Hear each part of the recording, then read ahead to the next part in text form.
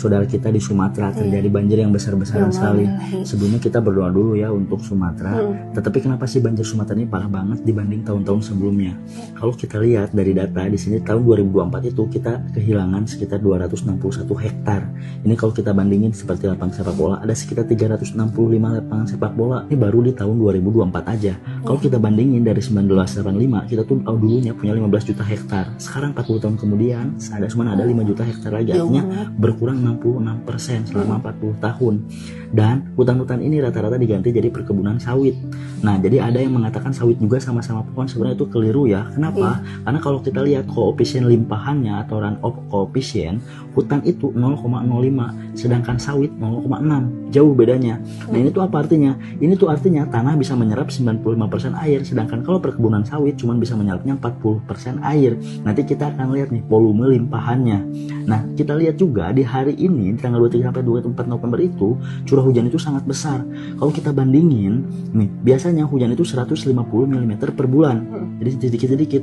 Nah, waktu itu cuma sehari. Jadi 150 meter itu sehari. Jadi bayangin hujan yang harusnya sebulanan, ini sehari ditempahin. Bahkan di Aceh sampai 300 mm per hari. 2 kali lipat. Artinya hujan yang untuk 2 bulan cuma dalam waktu 1 hari. Kalau kita hitung luas sungai dari Batang Toru ini 3.300 km persegi.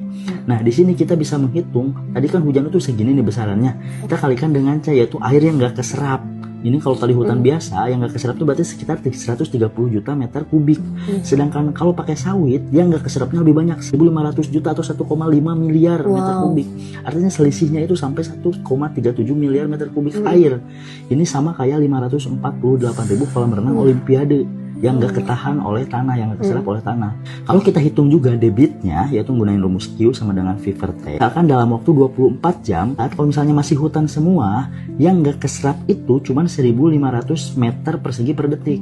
Sedangkan kalau sawit, air yang nggak keserap itu sekitar 17.000 meter kubik per detik, artinya 11,5 kali.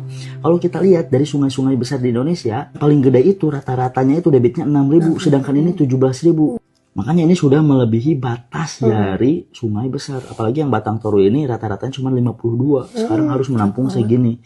Nah, makanya seberpengaruh itu tuh sebenarnya perbedaan hutan sama perkebunan sawit dalam mencegah banjir.